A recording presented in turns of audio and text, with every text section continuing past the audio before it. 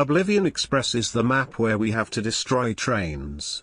They come in from the west, mainly along 2 tracks, and we have to destroy 9 of them to win the game.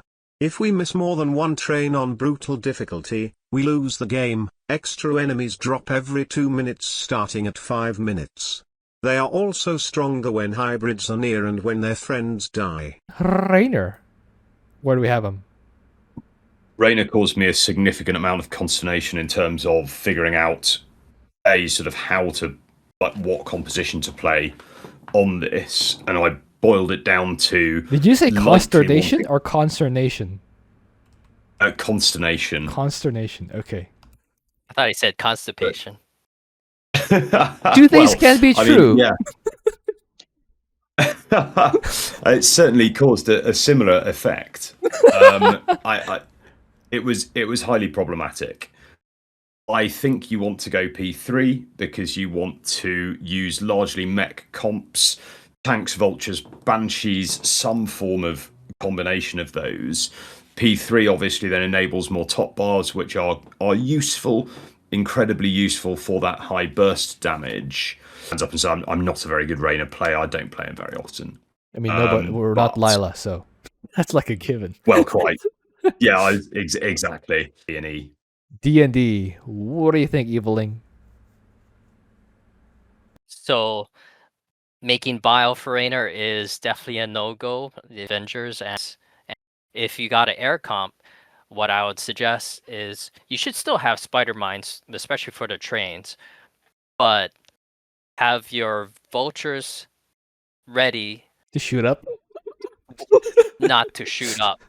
Have your vultures ready for the aggressive deployment, because most comps are still going to have a ground component, even if it's an air comp. Load a whole bunch of missile turrets. All right, and fair. Doesn't cost supply, and you have mules, so Raynor should be mineral rich if you're macroing correctly. He has one good defensive option, and P3 helps to buff that. Point defense drones.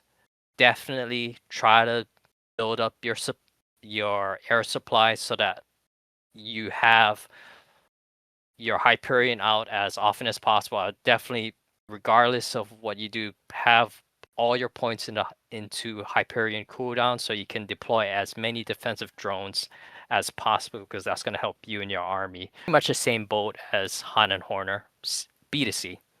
Okay, so both of you are okay with C?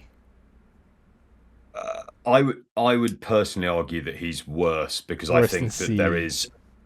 Yeah, I think that if you play my only argument against C and into D is that if you play the unit comps which this mutation sort of drags you into, he then gains an air comp weakness as well.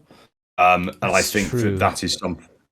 I think that's something which actually becomes really quite problematic to resolve if you, particularly in the presence of aggressive deployment. That was my rationale actually for having him sort of D to E, because giving him utility against the mutators gives him such a weakness to air.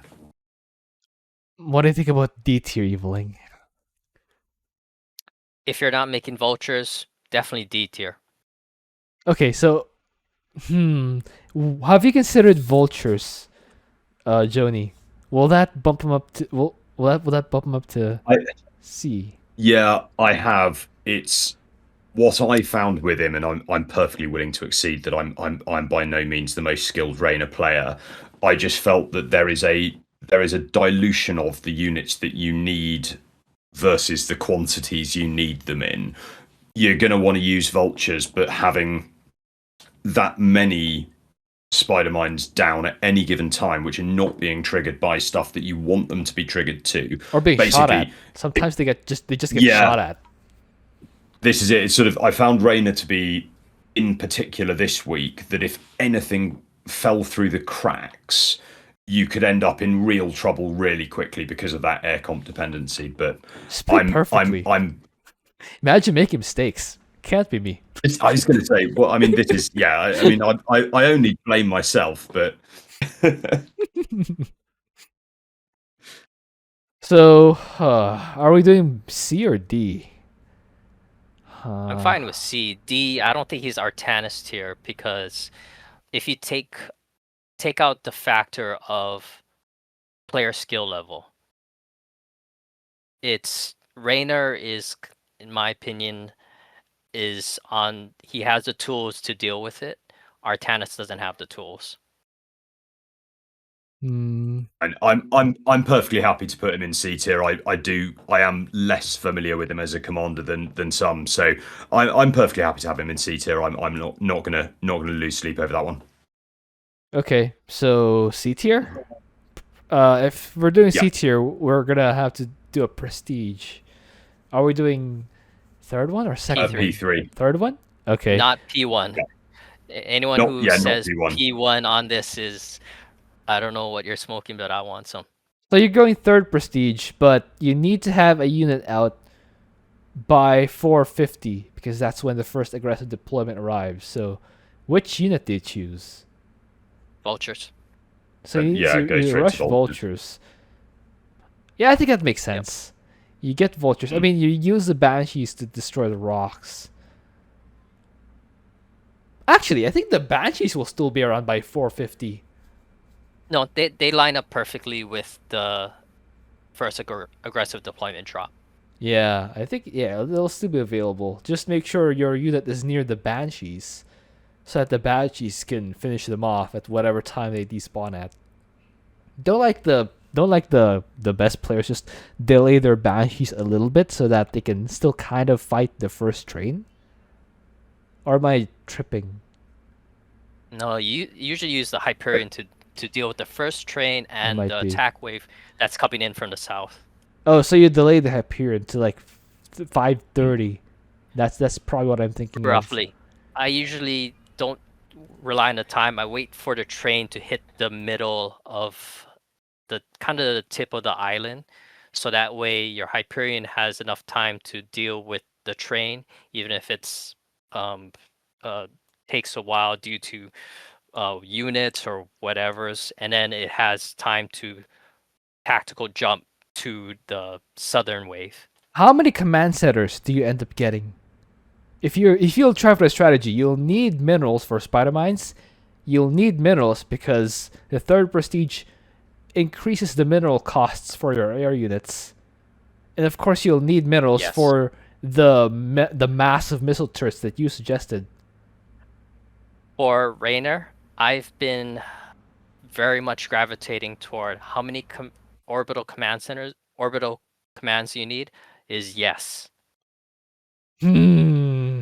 If generally when you exceed 7 command centers, you kind of are spending too much time and resources ramping up your economy and not spending enough time and resources actually building army, building spider mines, building static defense, getting upgrades, getting units. I'm not sure if that's actually viable for anyone below Lilas level.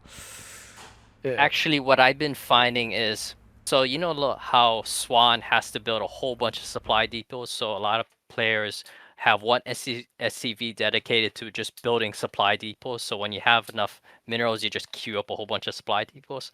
That's what I do for Raynor. Swan, you have three workers building depots. I just have one. One?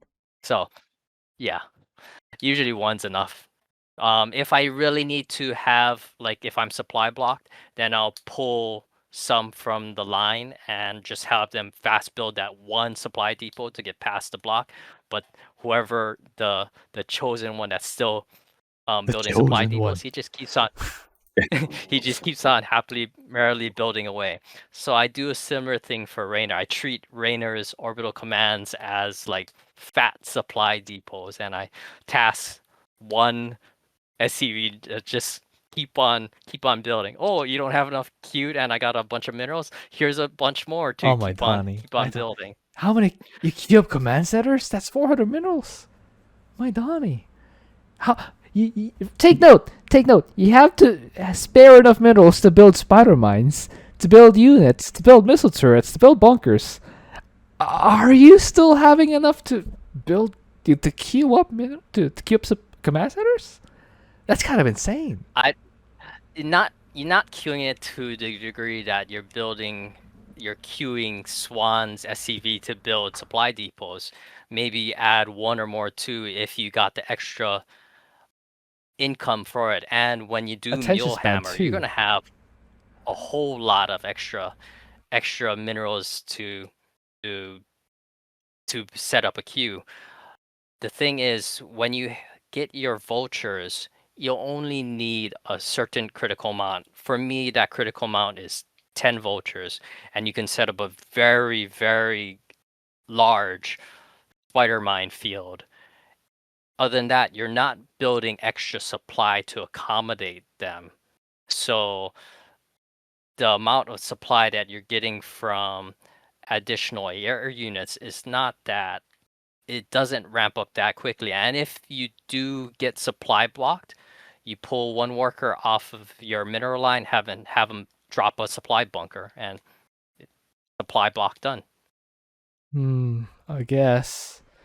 I don't know. Kind of sounds like a C star to me. That sounds like a very involved, a very as I said, intense. It's play style. If you don't take into account player skill level, because most players don't even acknowledge that vultures exist because they feel it's too complicated, and Raynor's macro is not simple. Vulture mine laying is not simple, but not only that, with third prestige, you have to micro the Hyperion a lot. You have to keep it in motion so that you maximize its damage output. You have to keep putting down defense drones. You have to use Yamato. That's false. So Aeon Master, that used to be when Aeon Master did his channel. That used to be the case, but after Tangor patched it, Hyperion no longer does additional damage when the Hyperion is moving. So that is not necessary to keep on moving the Hyperion increase its damage output. Did Tangor really just nerf Raynor? Oh my Donnie! Yes. Raynor needs buffs. What are we doing? Oh my Donnie! The argument behind that. That was. We just keep making Raynor worse and worse. Why?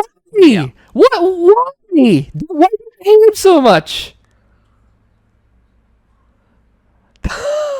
That's like the stupidest I spoke thing. out against it when he asked about it, but yeah, I get where he is coming from, but it's been patched. It's the dumbest thing ever. Oh my Donnie. We're nerfing the commander who needs the most buffs. That's like kicking a kid while he's down. Not just a person, a kid. An injured kid who has cancer and leukemia and is poor. And also doesn't have a girlfriend while he's down. Why? Oh my Donnie. Next thing is mules can't mine from the same mineral just delete Raynor, my Donnie. Anyway, just for that, I'm putting Raynor in D tier. It's not up for discussion anymore. I'm putting Raynor in D tier. That's that. Actually, let's put him in E tier. It's done. It's done. It's not up for discussion.